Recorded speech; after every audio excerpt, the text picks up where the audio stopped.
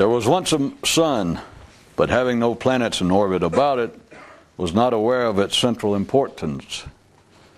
Then it got some planets swirling around it, and became aware of its central place of importance. Now it wants to be free of the satellites and be alone once again, to become God knows what. To merely survive, animals are engaged in continual warfare. So too seems man in his intellectual realm. But in his case, with whom is he actually struggling and competing?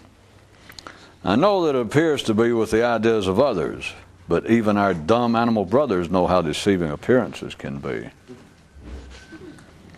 It is claimed that each man mentally marches to his own drummer, but whoever ponders the source of the beat.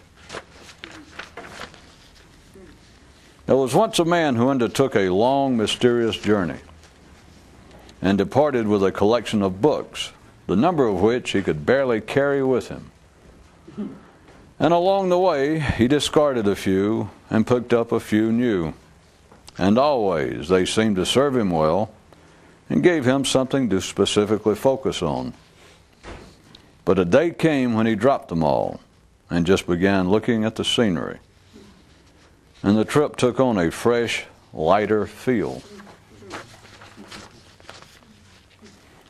The professor asked the class, "How comes it that man believes he can live in opposition to himself? Can he actually do so, or does he just think so?" Men attribute great power to the mind. Sometimes they overestimate it, and sometimes they underestimate it. But never do they see what's really going on. Through most of his adult life, one man cherished and carried with him something his mother said to him as a child: "Get out and stay out."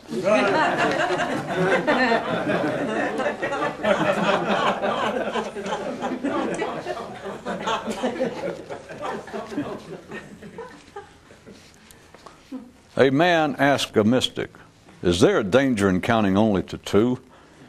And the mystic nodded yes, and the man further asked, "Is there a danger in counting only to 3? And the mystic nodded yes, and the man went on, "Is there a danger of counting only to 4? And the mystic still nodded yes, and the man hesitated, reflectively for a moment, then asked, "So where does the danger in counting end?" And the mystic replied, "Nowhere. The damage is already done once you start counting."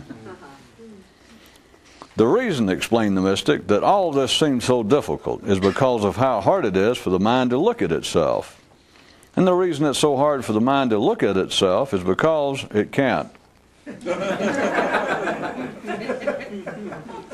One man evolved this motto: never ask a mystic anything.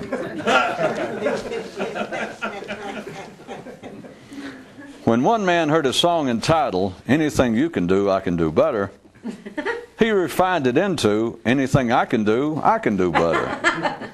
And upon further reflection, further refined it to read, "Anything I think I can think better, and my body finds this to be a hoot." Music during wartime. Another of the transcendental chemical formulas. Without the porch, there is no traffic. And without the traffic, there is no porch. And if one of these is true, then the other one can't be. And yet they both are. So get back in the car, chump. A viewer writes, "You can no longer fool me. I have taken myself in hand." In the animal world, the aggressor is always hungry. In the mental world, always stupid.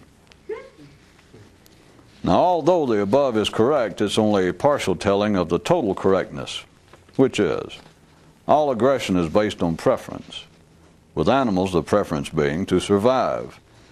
And in man's mental realm, preference seems based on the same. But in this instance, the food it's fed provides no actual nourishment. Weird but true, like so much of what distinguishes man from beast. As per legend, there was one mystery school which taught that there were 5 stages of enlightenment. The first stage was where you wondered when you'd become enlightened. The second stage was where you wondered if you had become enlightened. The third stage was where you wondered if you had lost it forever. Yeah. The fourth stage was where you wondered how to keep it all the time, now that you knew what it was and how to do it. And the fifth stage was where you wondered how you could have possibly become dumber now than you were when you started.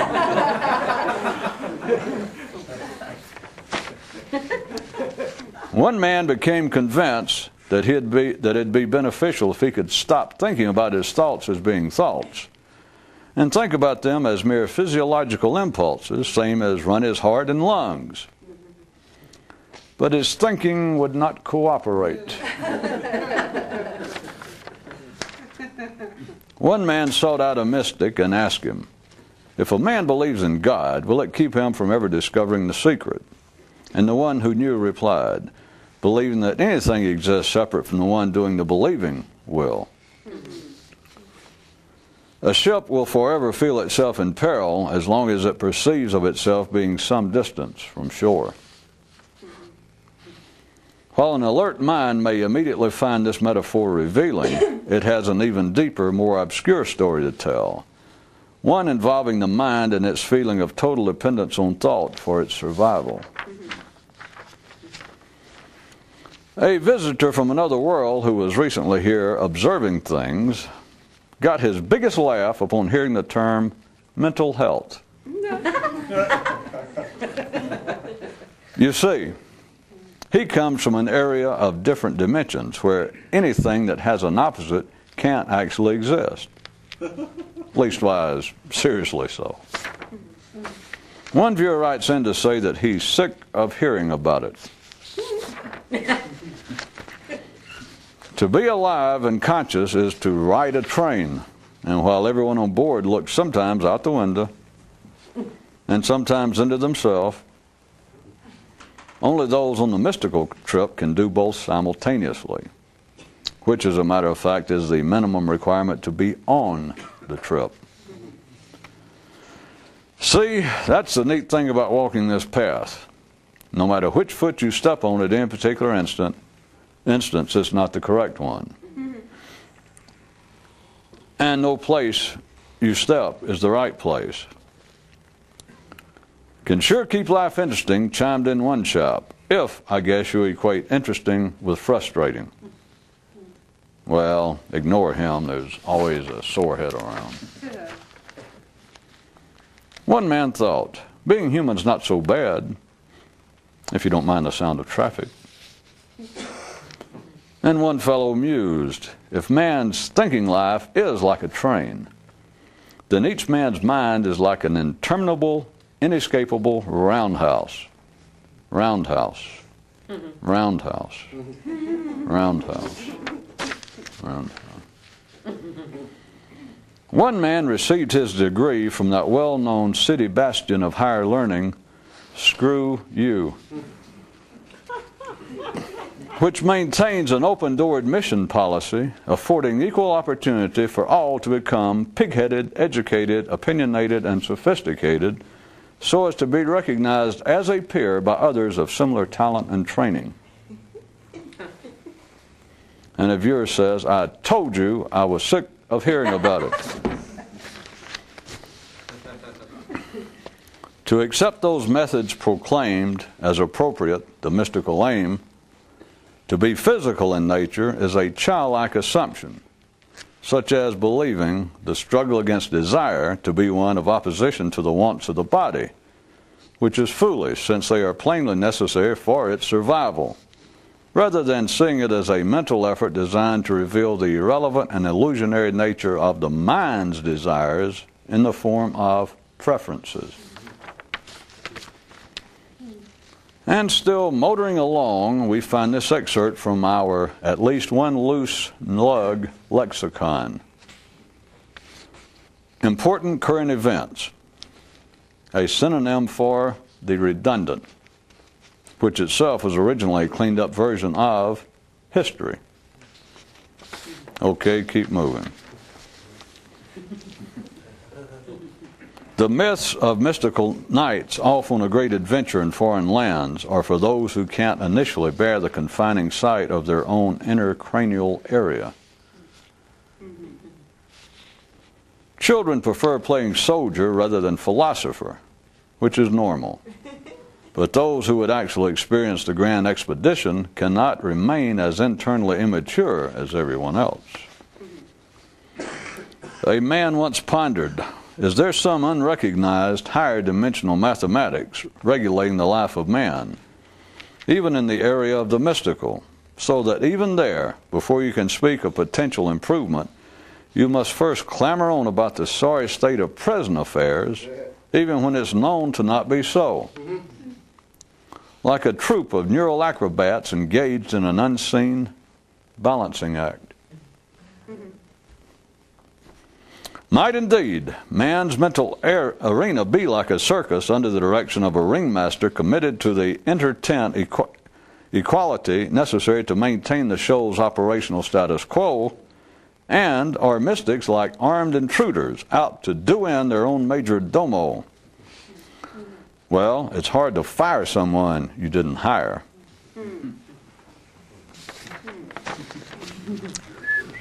For an alert man, the drawback to living in the city is that all dwellings have both a front and back door. No ship with two holes in its hull will ever sink, and no mystic worth his salt will ever stay on such. Sailing during wartime. In truth, prayer and meditation are unrecognized attempts to turn shotgun blasts into single bullet firings. In the animal realm, diffusion's the name of a robust game. Apparently likewise in the intellectual world of man, although mystics have their own idea of what constitutes mental vitality.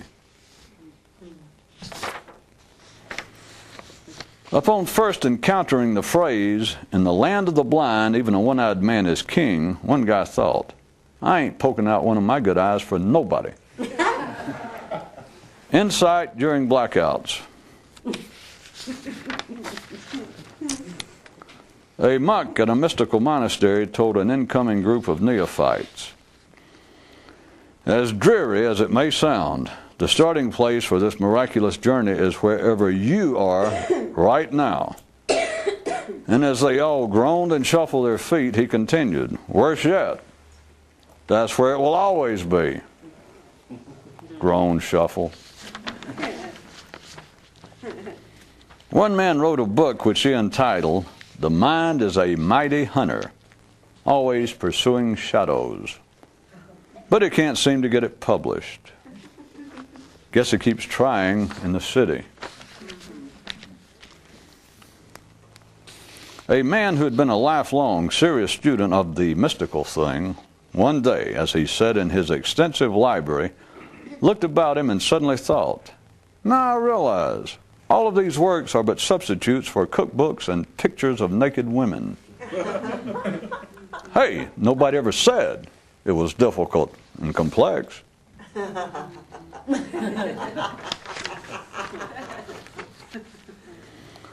As he had more and more personal experience in the matter, one man began to reflect on its possible descriptions. Reflected he, "Is transcendental knowledge actually knowledge beyond and outside of ordinary knowledge, or is it knowledge more inside and at the core of ordinary knowledge?" The Mystic's Ode to Mental Joy. I go to bed weary, I get up weary. I believe I'll start sleeping alone.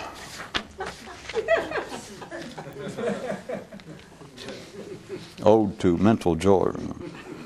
In his desire to bring his everyday thinking patterns under some control, one man decided to give them a name, and hence personalize them and perhaps make handling them a bit easier. And he decided on the name, "Give me a break, will you, Hubert?" But it did no good.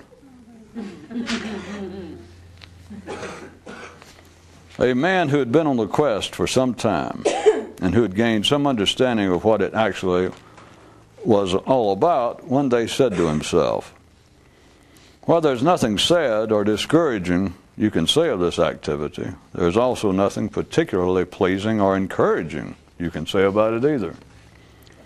So I guess it's no surprise there's hardly anything you can say about it."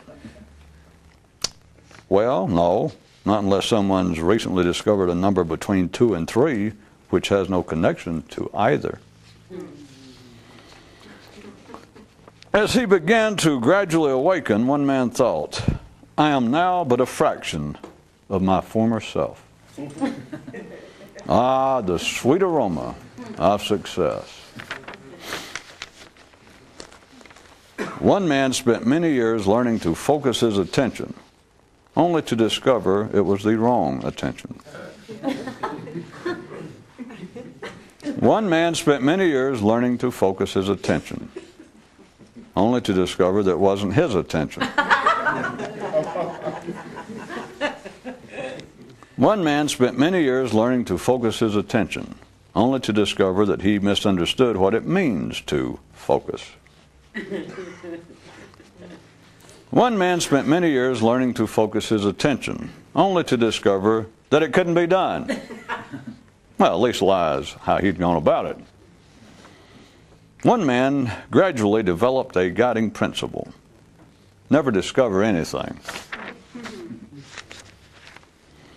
To believe that enlightenment is something to be added on to consciousness helps keep consciousness just as it is. Superstability during stability. Gracefulness, aggression, and the normal life of the intellect. To think, the mind must always step on someone. Being a human entangled in the mystical search is like studying a puzzle for 50 years, only to discover that the puzzle doesn't exist, and that 50 years is nothing. Perhaps it is the strong who survive, but it's the weak who drone on and on about it.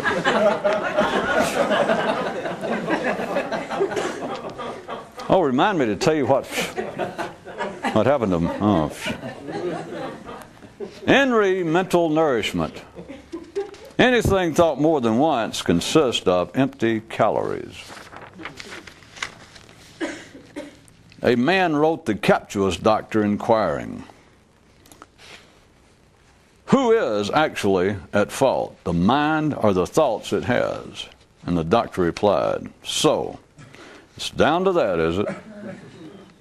But the writer, having both a Christian and given name, didn't get it. Graffiti on a monastery wall. The mystical quest is merely the highest form of mental entertainment known to man.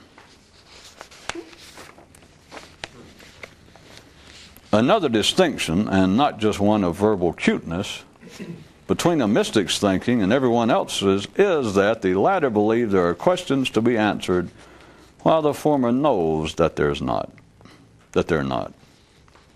It don't come much plainer than that.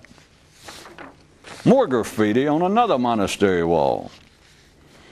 The difference between a mystic and followers of a mystic is that one of them makes it up while the others eat it up. And if viewer writes, "Please say that that's a joke." Okay. And finally, perhaps the greatest thing about the secret is that it is the only thing a man can know about which there's nothing you can say.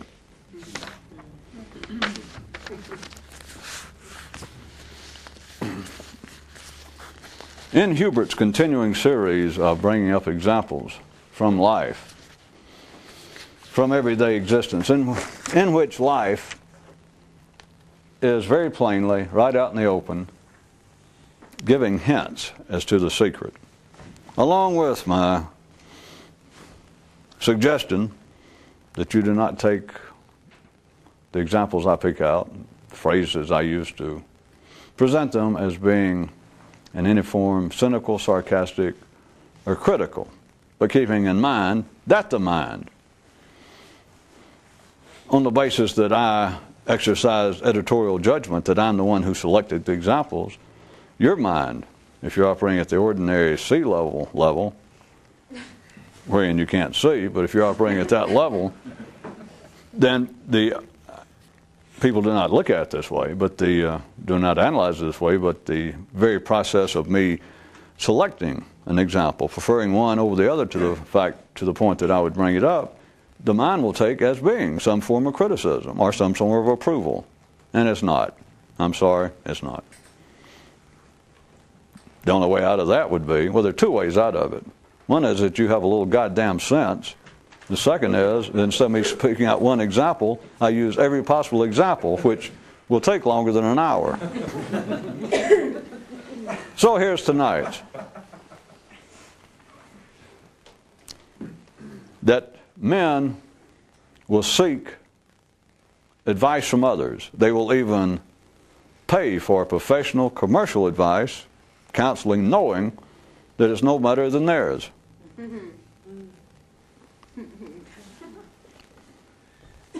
I think I'll give you a selection tonight, using another definition of that word.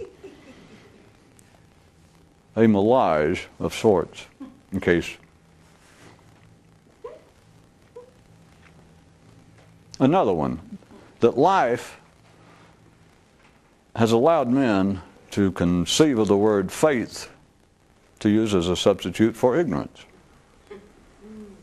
And one more, that life tolerates me publicly talking about it like this, and even permits some audience for it. They don't get much plainer than that.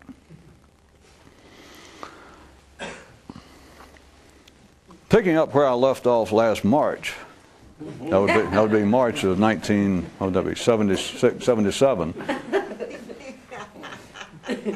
Picking up there about how not only is life speaking very directly and plainly to man, in one sense, as many, many moons ago, when we were having that rain dance, and I pointed out that in one sense, all of man's thoughts are life's own personal musings, ruminations, and reflections on what's taking place. But as long as you take it personally, as long as you believe that it is your attention, that it is your thoughts, to put it mildly, you sure do miss a lot.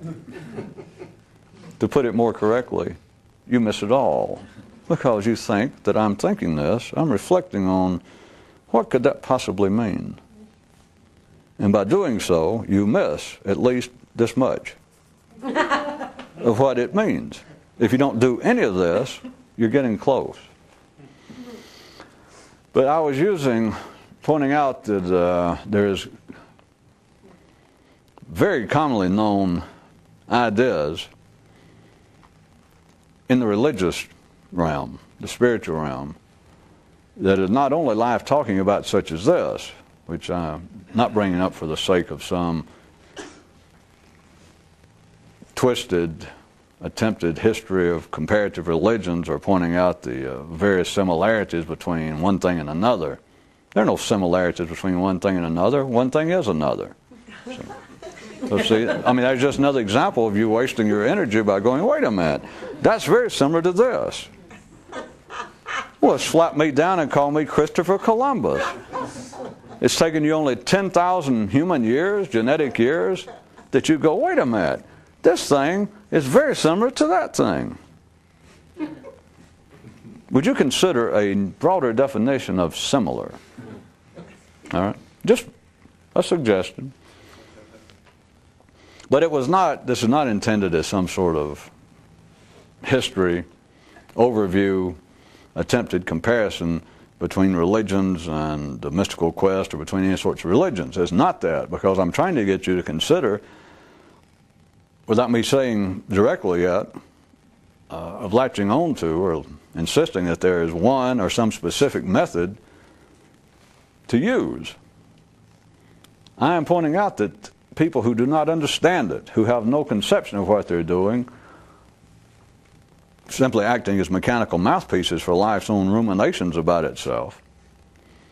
That life is saying what it would be at the human level that would no guarantee that it will affect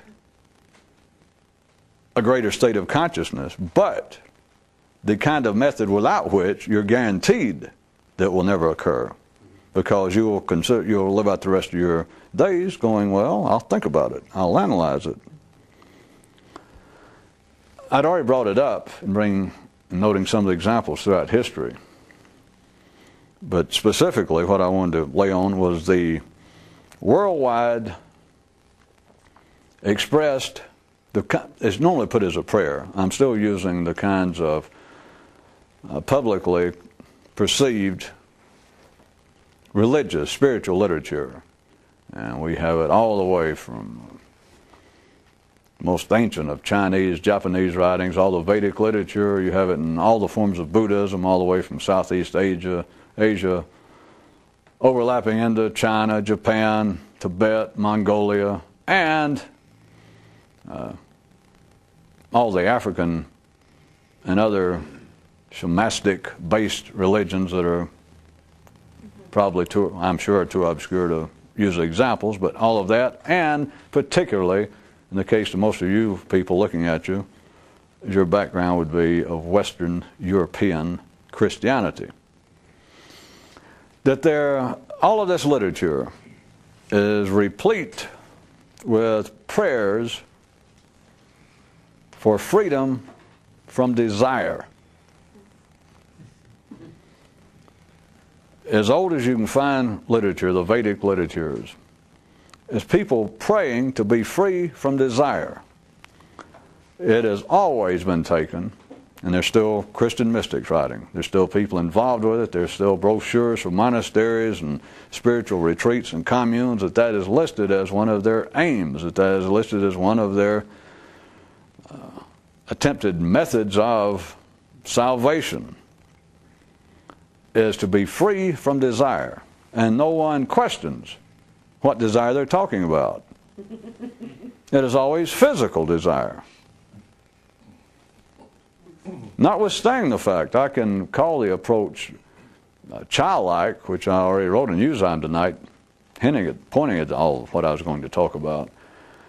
It is a childlike assumption, but that is not an attack on religion. It is that ordinary thought will always seek for the literal meaning, which makes it childlike, which makes it simplistic, which in turn makes it delusional. That is disorienting. You can't ever see what's going on, because when life is reflecting on itself, speaking a different language, speaking a non-human language, and you attempt to analyze it, that you think about it, and all you have, human language, is all this has, you have already translated it, and I'm being very understated in saying that it's already suffered one translation, which even in human terms, to translate some idea is at all sophisticated or complex. To translate one idea from any language to another, it's no secret. You've already lost something. It has already become partially mangled and lamed. But to do so from a language of two different entities, two different realities, from life itself into human language, if you're expecting anything, if you're expecting, like, perhaps if life was thinking, I'd like to have an eggplant for breakfast, just friend, what you're going to come up with, about the closest, it's going to come out being something like, pardon me, boys, is this a Chattanooga choo-choo? And there's not even that close a relationship, but I had to say something in words. The prayer of to be free of human desire, to be free of desire, it is taken literally. There's damn little choice with ordinary minds. I know that there have been passing attempts from fairly ordinary sources, the same kind who promote the prayers to be free from desire, that there are passing ephemeral, of little consequence attempts to include non-physical matters. But it's just an afterthought. It's just a byproduct It is not at the heart of it. Men do not go and lock themselves away from life and take on the monastic existence to be free of anything of note other than desires of the body. That's the whole point. At the basic level, at the general operational level, even those not living the secluded life of the contemplative, that are merely meditating or set aside some portion of the day, some few minutes to pray, and they use as their prayer, "Oh God, oh Allah, oh Guru so-and-so, oh such and such force, let me be free of desire." It is extremely captious, because if you're taking it literally, if you're taking it to be, "Let me be free of physical desire," that the prayer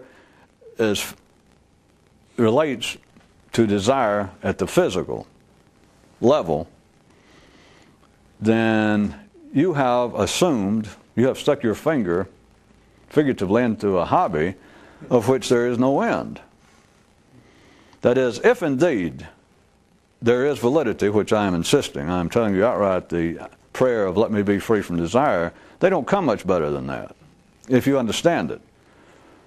But let me tell you what a good hobby it is, how almost it is a roundhouse. For you non-train lovers who didn't seem to get the news out of them, it is interminable, which a roundhouse should be. Does anybody know what it is? It's where you pull in a train, it's just a round thing, and it turns trains around and sends them back out the other way. Since trains cannot, as a rule, step off of a track and turn themselves around. It's just a roundhouse, exactly what it is. But to accept the idea that praying for desire, praying for freedom from desire, to take it as being physical in nature, no matter how sincere you are with such an attempt, you have stepped into a avocational roundhouse. You have now taken as your muse a tar baby. It is a bottomless well of struggle. I put that nicely, better than it's a bottomless pit of frustration.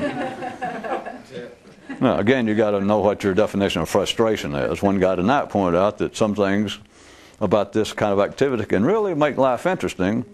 He said he guessed, if you're to the point of equating interesting with frustrating. You have taken on a hobby, you have taken on a course, and I'm again assuming we're picking out an example, assuming an example of a quite sincere person. And it can be someone who has devoted what appears to be the main of their life to it, such as someone who is trying to live a life of a recluse, to pray and contemplate and meditate and etc. And yet they have taken on a hobby that is endless. And you can look at that in a positive way. Of course, an ordinary person that's neither here nor there. But I'm not making fun of it. It's a sincere person, and they take the idea, if they joined up some group, or adopted some system, something they'd read about, that said that the heart of aligning oneself, the heart of returning to the face of God, the whole project of trying to bring yourself into union with the creative force of the universe, whatever that is, it is the one that they accept is that a man should have a continual prayer. He should be devoting himself to the prayer, to the contemplation, to the meditation, but the prayer, in essence, of please, or of seeking freedom from desires of the body. As sincere as the person wants to be, devote their life to it, there is no end to it. And when I say no end to it, you can look at it in a positive way, like they got a lifetime hobby. Okay, they have. But when I say no end to it, it reaches no fulfillment. There is no ripening of it. For one reason, you cannot be free. I mean, all you got to do is think about it for a second. You cannot be free from the desires of the body. It's foolish. The mind can immediately get out of it. That's why the mind is the roundhouse, and everybody else is just train tracks. It is foolish if that's pointed out. and it's not normally pointed out. If it is, it's pointed out simply by someone who doesn't like your train tracks. It's simply pointed out by the opponent of your system, and therefore you can deal with that. Anybody can fist fight an opponent. Anybody can resist opposition. They cannot resist, you know what? They won't even hear it. But there's no end to it, because there is no fruition to it. There's no possible success. The only thing that would be success would be suicide. Would kill yourself gradually. Kill yourself through your own admirable spiritual methods. At any rate, it is, once someone adopts that, once someone accepts that as being a tenable, as being a valuable tool to some greater state of being, to some greater state of understanding, because it makes sense at the literal level. If you describe to somebody, if we were using spiritual Christian terminology or any other, and we described that the attempt of all this is to transform a man some way, that there's some sort of internal rebirth, transformation, regeneration. You can pick out any term you like, they're everywhere. And a man goes, all right, I understand that. And then you could ask him, you say, all right, and so you think that by striving to free yourself from the desires of the body, that will be conducive to your aim? He goes, certainly. And literally, it seems to be undeniable. You look around, the man could ask me, then he could turn to me and say, well, if you're insinuating otherwise, let me ask you. He could ask me, what is standing between man and some greater state of spirituality, some greater state of consciousness? What is it that weights him down? What holds him down? What drives his almost every waking moment? I could play stupid, or some of us are better at it than others. Natural talent will allow it. And you could go, do you by any chance mean the body? And they'd go, see, you're not as dumb as you thought. Because what is it that seems to stand between, and call it anything you want to, they are normally the examples I'm basing this on externally, they normally refer to themselves, think of man as being a spiritual creature, that is his shining glory, or it's the potential of his shining glory, that it's spiritual, whatever that is. It's something inside of here, some spark, that is some element in him that's of more refined value than the mere mundaneness of the body. And so, if there is this kind of would-be godlike spirituality to man, it's obvious to the literal-minded, to an ordinary-minded person, it is obvious. What's the one thing holding it back? You don't have to look. It's right here.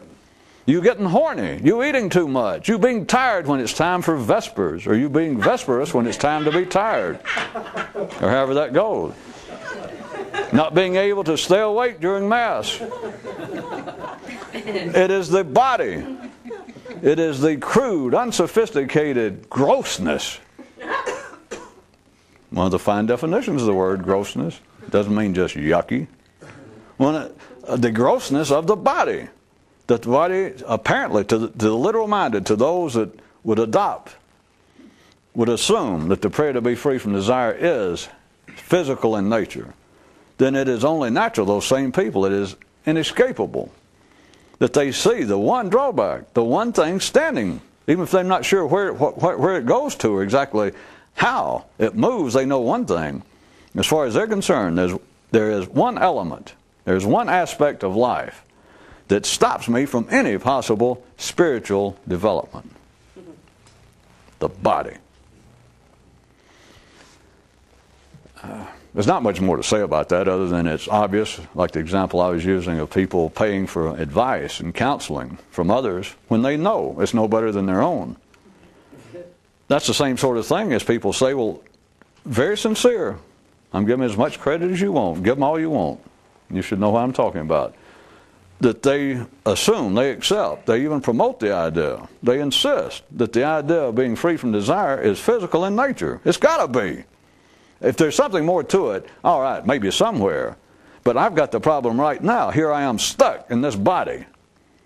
Here on this low level, cut off from God, cut off from the creative force, exiled from the Garden of Eden, exiled from the former sweet, peaceful bliss of man's prior existence. That here I am cut off, and there's one thing that has done it. In the Western world, the Judaic-Christian story of creation, how did man get cut off? It was a desire of the body. He didn't intellectually offend God. He didn't call God a bad name. He didn't cheat him in some kind of three-card monte game.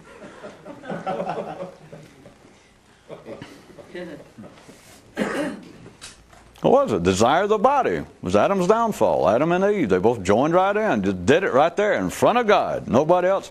There he was. He told them what not to do. Don't give in to the desires of the body. And that's the way it reads. He said, you can do anything you want to. You got everything you want except one thing. Don't eat the stuff on that tree. The desires of the body was the downfall. It makes perfect sense. You can't succeed at it, and as I started to point out, it's one of those things, again, you can point out to people. You can say, wait a minute. Don't you find, well, let's be blunt. We're running out of time. This is foolish. You can't overcome the desires of the body. It's the desires of the body that keep it alive. They go, oh, well, wait a minute. They go, wait a minute. And then they will start, shaving the downy hairs off of a flea's face. They go, wait a minute. Maybe not all desires, but they'll say, you know what I mean, the kind of old gross, they use now gross in a different sense than I did. There's more than one definition. They'd say, it's all those gross desires of the body. You know what I mean. And then unless you want to get stuck with them all day, you go, well, yeah, I know what you mean, and let it go at that.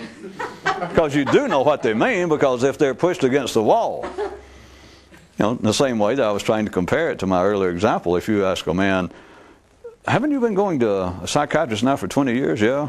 $300 a pop? Yeah. Are you cured? No. But, wait a minute. They can still get out of it. And it's not, as you people know, my example of that, and pointing out that a man will have to admit, if he could admit it, that no, I hadn't been cured. And you go, well, you don't find it funny? No. I mean, aren't you mad? Aren't you upset? Nope. It's life. Just laying it right out there, and people don't see it. And the same way, people can devote their life and believe that the whole potential success of their mystical quest is based upon the ability of being able to be free from the desires of the body, and that there they spent their whole life, and they're still doing it, and you say, all right, I understand what you say is your method of doing it and what's necessary, and they go, okay. And you go, and you've been doing it how long? They go, 20, 30 years. And you go, all right, are you free from the desires of the body? And they go, no. And you've been doing it. You do this kind of full time here in the monastery. Well, yeah, as much as possible. And you've been doing it 30 years. And you haven't overcome the desires of the body? No. Are you about ready to beat up the head monk or whoever got you here? Well, no. They don't find that unusual. But the other, what I was going to use is what I started out to point out, which is actually the same thing but in a different context, is to point out to them. So you're struggling to be free of the desires of the body. Yes, that's what we're here for. Do you realize that's ridiculous? You can't be free of the desires of the body without killing yourself. And then the same way that you point out, you mean you've been going to a psychiatrist 30 years and you're not cured? No. And you're not even upset by that? No. Then you have to immediately, the person, you have to turn away from it. In the same way you say, well, don't you realize that's foolish? That is patently foolish to say that you're struggling to be free of the desires of the body. It's plainly ridiculous. And they go, well, yeah. And yet you keep doing it?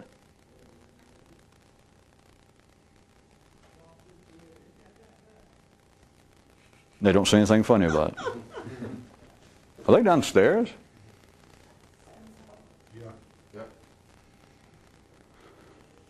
All right, what I was getting at, sort of.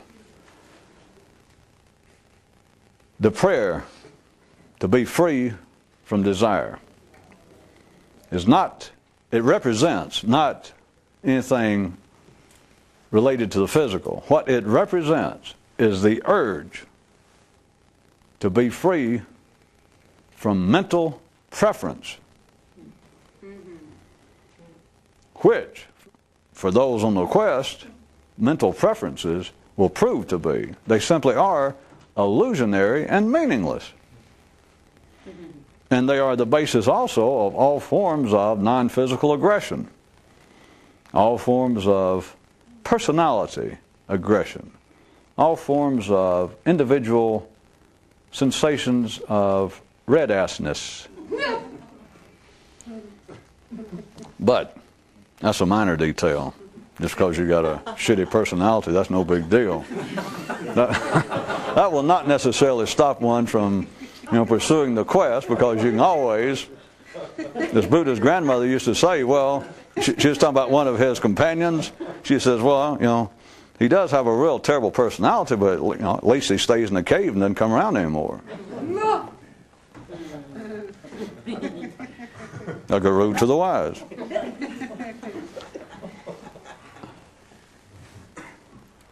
What mental preference ends up being what you discover it to be.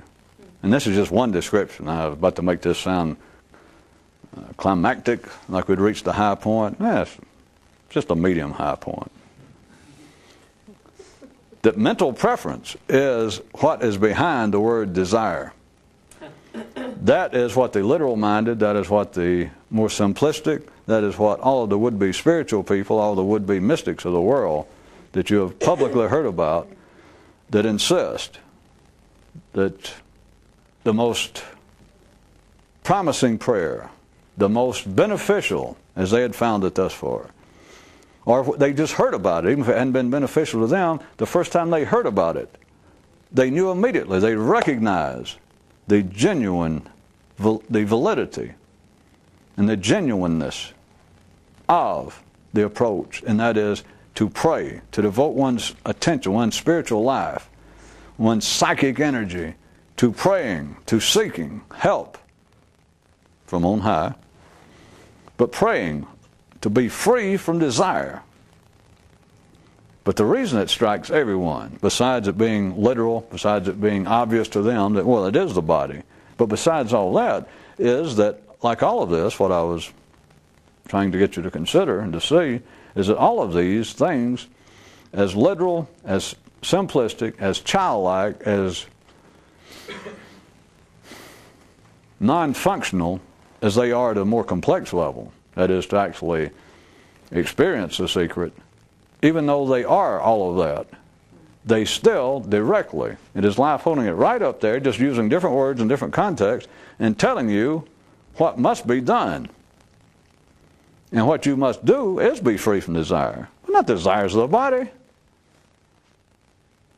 It is to be free from mental preference. Or mental desire. Now I said it, are you happy? But it's mental preference. It is the desire of the mind. We just don't normally use the term desire in the mind to mental areas. The mind desires, the mind prefers to think one thing about any given subject at any particular second than another. It prefers it. The proof being is it does so. So don't stop and go, wait a minute, I'm going to have to go away and think about whether my mind actually prefers to do so. Okay, be sure and right, keep in touch. Adios, I'll see you another lifetime, because you're back into the hobby. There's nothing to analyze for me to say that what is useless, that what the prayer to be free, let me be free from desire, that the validity of that, what it represents to the more alert, to a man actually who has some notion of what he's doing, is it is representing and expressing his urge to be loosed from mental preference. And if you go, wait a minute, now I'm gonna have to think. I'm not sure you're correct. I'm not sure that my mind at any particular moment or at every given moment prefers to think one thing to another. Because sometimes I'll hear an idea and I can't say that I prefer. In fact, give me a second, I can probably think of examples wherein I could hear some idea about some proposed government program, or I could hear some change in the social fabric of some country, and I would think, right now, I can think of, I'm doing somebody else, remember. I mean, and the person could say, and I can right now imagine that, and I can't say, even though I think something about it, I can't say that I prefer to think about it. You don't have to say that you prefer to think about it.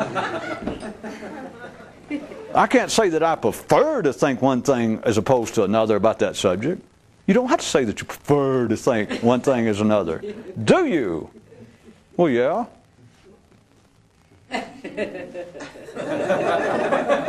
What the hell do people want? And they have to say, well, I don't know, but I'm going to think about it. I know.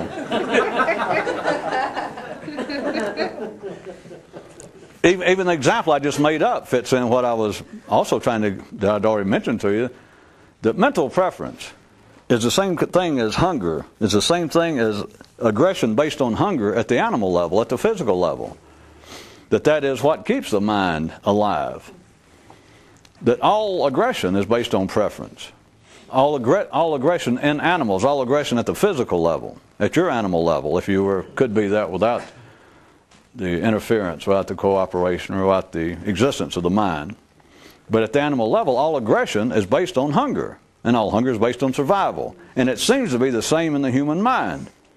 That the mind prefers to think one thing over another, that prefers to think, well, this is true and that's not, or this is the proper way to behave or the proper thing to think about, and that's not. And it does so on the basis that it must survive. And the only way it survives is by having preference. Except at the mental level, whatever preference you have is irrelevant. And again, first-class minds go, I don't know, that's interesting, but geez, I can't immediately agree with that. I'm going to have to think about it. I know. I told you to keep in touch. Write me general delivery, Omaha. And tell them if I'm not there to forward it to Oslo.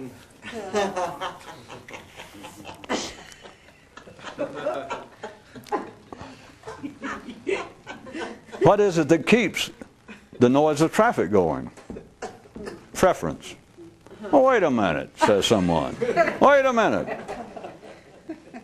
I almost had somebody write me to congratulate me, or to say that they found some favor out of all of my palaver, that they found some favor with my description as they took it to be. This was their interpretation of a man on his porch watching traffic, that being on your porch represents the higher levels of human brain activity. The frontal lobes, the cerebral cortex area is like the seat of consciousnness, as it's normally called, and that traffic going by your front porch is whatever passes through your mind. I was going to let him write me and congratulate me and then make some other comment, and I thought, screw him. I don't need some half-assed viewer to congratulate me on coming up with that, especially when it's me. Boy, am I impressed. Yeah. At any rate, if you take that, though, if you take that as being, and I mentioned, I must say, that ain't bad.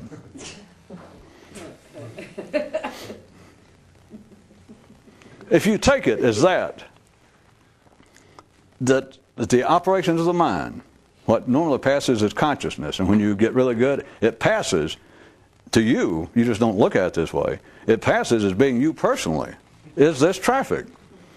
The rest of it is the real simplistic way, and it is not what holds a modern, fairly sophisticated man together as a unified personality at the general level. I know you can look down and say, well, this is me, and I'm too fat, or I feel better about me because I've lost weight, or I put on muscles, or I had breast implants, I feel better about me.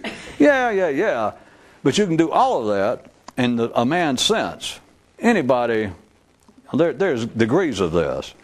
Even on this planet today, the 21st century, there are people that have it to a less degree. The more that you're back to the less civilized area, those are more bucolic environs, they do have a sense, the sense of themselves personality-wise is stronger to the body than it would be a man in Europe, a man in America, an educated, ordinary, sophisticated person, because their sense of their own personality is lodged firmly in their thoughts.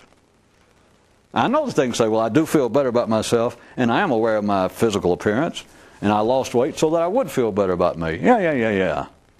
I'm not saying it's not true, but that is still not where a man's sense of himself lies.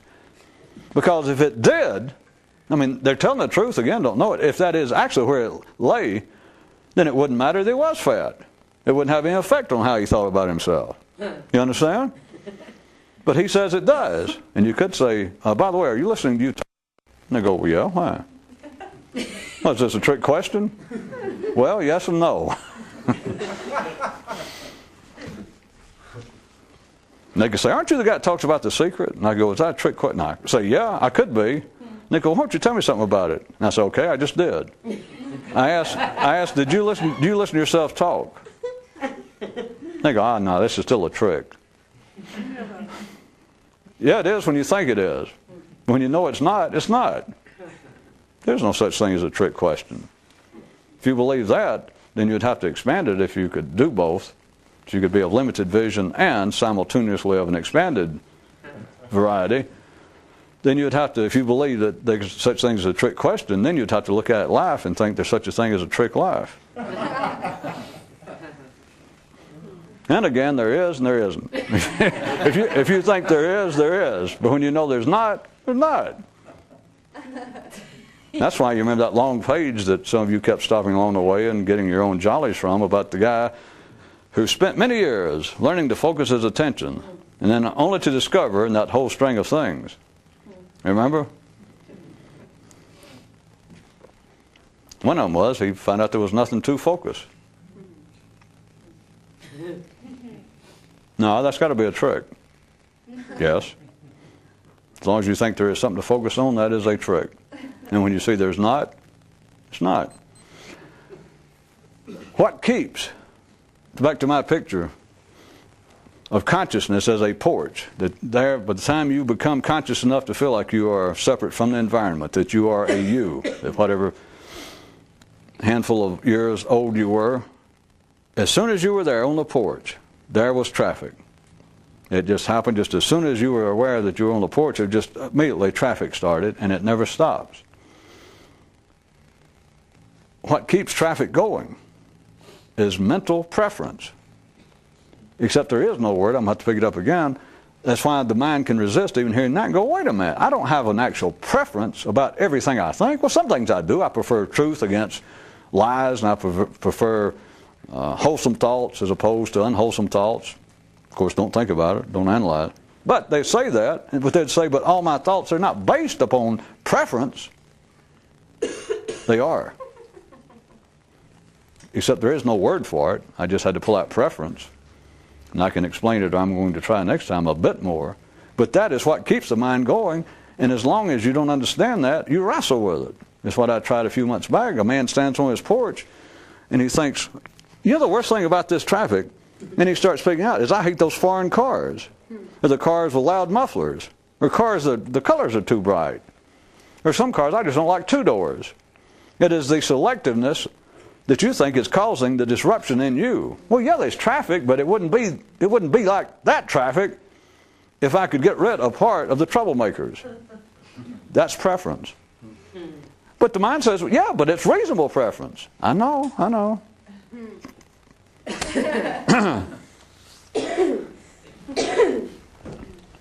Well, next time when there won't be one.